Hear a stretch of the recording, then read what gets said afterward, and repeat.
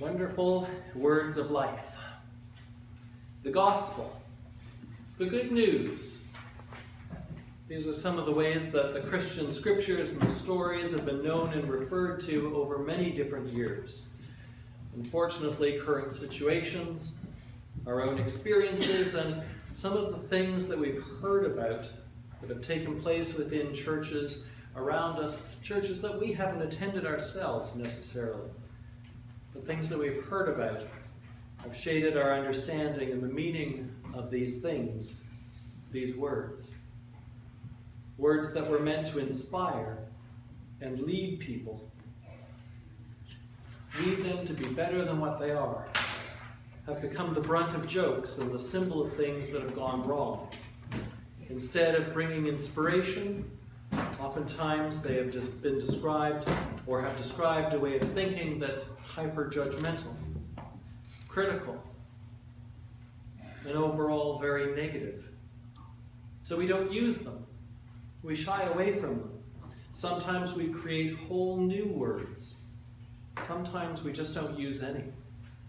And in so doing, we lose some of the richness of our experience. But it's time to reclaim the meaning.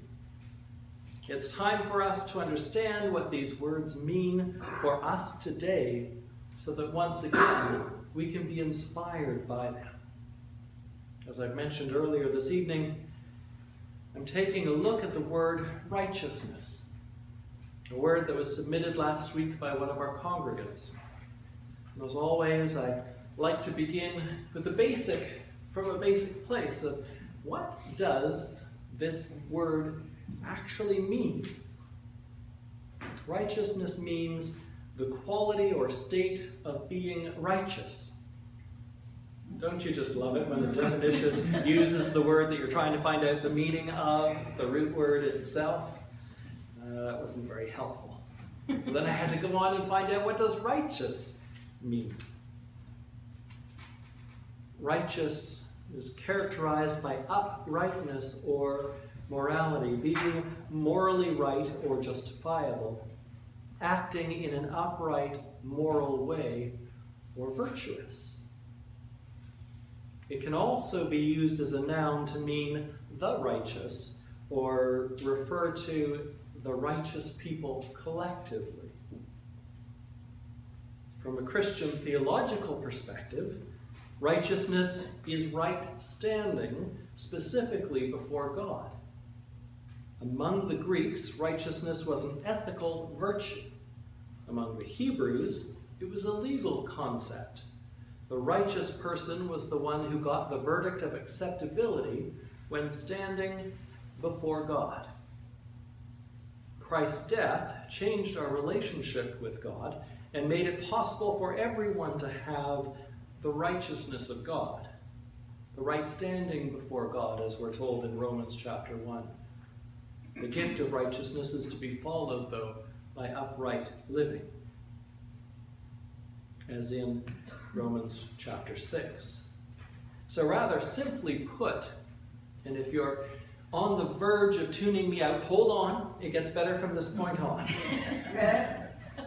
So rather simply put, to be righteous is defined as the quality of being morally correct and justifiable. It can be considered synonymous with rightness, or even more simply put, doing the right thing. This is an age-old concept that's embedded deeply within many religions, going as far back as Abraham, in Christianity, Judaism, and Islam.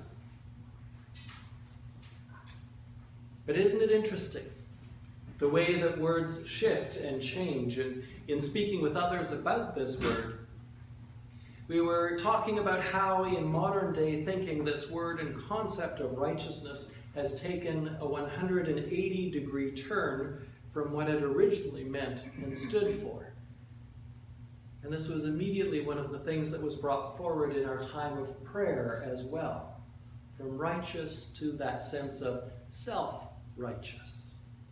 Today it seems for many of us that those who consider themselves to be righteous, they're generally a pretty judgmental, holier-than-thou group of people People who quite honestly, at the worst, seem more bent on controlling the actions of others, and at the least, generally pointing out others' problems and faults in a very critical way. Personally, I find it fascinating that righteousness, the act of living in a righteous way, living one's own life in a good and upright way, living therefore in a way that's beneficial for yourself as well as others, has become synonymous with living a hypercritical life of judgment. How did that happen? The answer is actually relatively easy. And it's part tied into the original understanding of what it meant to be righteous as Abraham taught it.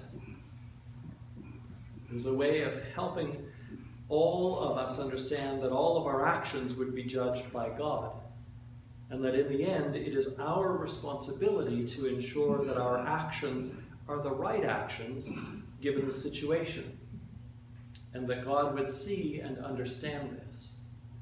Therefore, in the end, God will judge us as doing the right thing and leading a life that's pleasing to the Creator of all.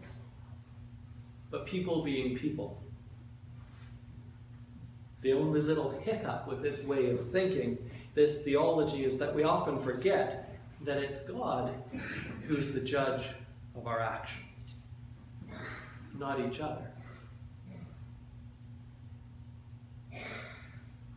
How many times do we look at something that's happened around us, or we hear something through gossip? We read it on Facebook or see in a news feed, we instantly judge what's going on. We may be miles away from what's taken place, but we know instantly who should be punished and what punishment they should endure. And oftentimes, we then don't keep this opinion to ourselves, do we? No, we go on Facebook, we post on YouTube, Instagram, Twitter, you name it. Or for some of us, we pick up the phone or we send an email and we share freely our thoughts, our judgments on the situation, on what's taking place, and what should take place next.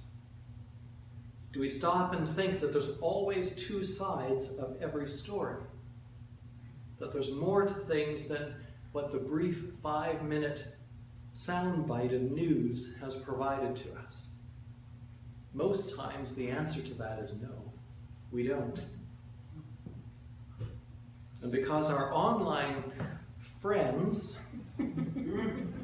know who we are and what we're all about, because people understand that we are spiritual people, that we say we believe in God, then they read our judgments, our comments that may be well-intended but partially informed. And we end up reinforcing their negative understanding of righteousness.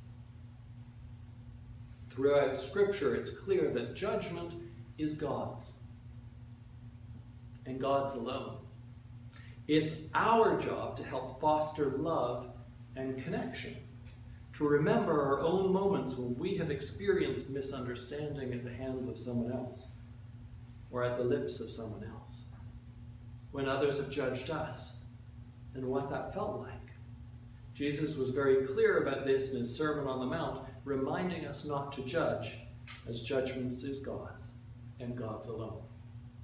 Our task is to remember that in all things, we are to love our God with all our heart, and with all our soul, and with all our mind. This is the first and the greatest commandment. And the second is like it, love your neighbor as yourself. Furthermore, Jesus went on to say, all the law and the prophets, everything that's been written in the Scripture, hang on these two things. What a great thing to remember. And what a relief that to be righteous, we just have to do the right thing. And that's between God and us. We don't have to worry about what anybody else is doing at all. We don't have to spend any of our time judging what they might be doing. Oh, thank God for that. It makes our job so much easier. We just have to do our best to love God and to love others as we love ourselves, as we practice that healthy self-regard. That really takes the pressure off. Too bad we wouldn't just do that. As people of faith, we are called to be different. We remember Jesus' words. We are called to be the salt of the earth, giving flavor to life and the light to the world. Light in darkness. Therefore, we're called to be righteous people. People who do the right thing. In fact, the words righteous and righteousness appear, depending upon the translation, around 570 times throughout the Bible. So what does this mean to us today? In a very real way, this means just what it has always meant. That we are to be people that do right. That we are to focus on our own behavior. What we are doing. What we are saying. And our relationship with God, not on judging what we see other people doing. Perhaps this story will help us to better understand. The story is told of Leonardo da Vinci painting The Last Supper. I'm sure it's such an iconic painting that you all can bring this to mind as to what it looks like. At 43 years old, he was asked by the Duke of Milan to paint the dramatic scene of Jesus' Last Supper with his disciples. So working slowly and giving meticulous care to details, he spent 3 years on the assignment. He grouped the disciples into threes, 2 groups on either side of the central figure of Christ. Christ's arms are outstretched, and in his right hand he holds a cup, painted beautifully with marvelous realism. When the masterpiece was finished, the artist said to a friend, "Observe it and give me your opinion of it." "It's wonderful," exclaimed the friend.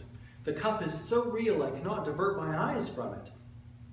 And immediately Leonardo took a brush and drew it across the sparkling cup. He exclaimed as he did so, "Nothing shall detract from the figure of Christ." Nothing shall detract from the figure of Christ. In very practical ways, being righteous means that nothing that we do should detract from the figure of Christ or of God, however we might relate to the divine. Throughout and in our lives. In other words, there is nothing that we should do that should tarnish the thought or the figure of the Creator for other people.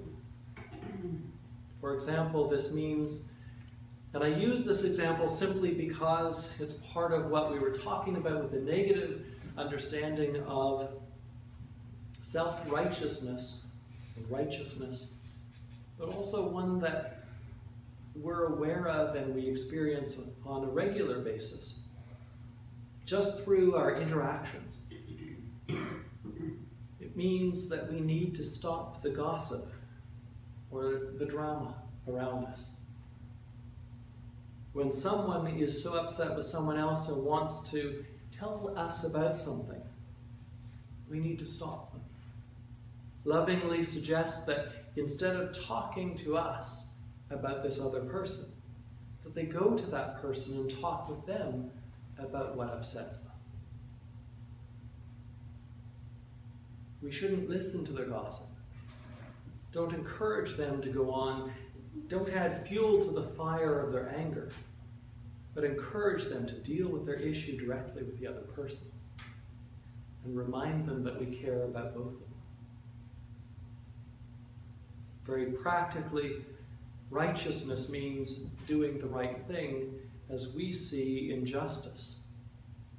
And there are so many different ways that we experience this within our lives. There are so many ways that people are being taken advantage of. And without going on at length, sometimes we just need to help somebody, to advocate for somebody, as they deal with one of the big companies, the national companies, on a day-to-day basis. How many times does it appear that we have to fight for the actual product or service that we have purchased from an organization this day and age? But not all of us can stand up for ourselves and do it in an easy way. Sometimes we need help. So fighting and advocating for that individual, helping them to navigate the conversations that take place. And without naming any specific organization, just think of any national phone carrier this day and age and your experience in dealing with them. Sometimes people just need help as they do so. I'm sure that in your life there are many things that come to mind. Many things that touch beyond what I've suggested as simple examples.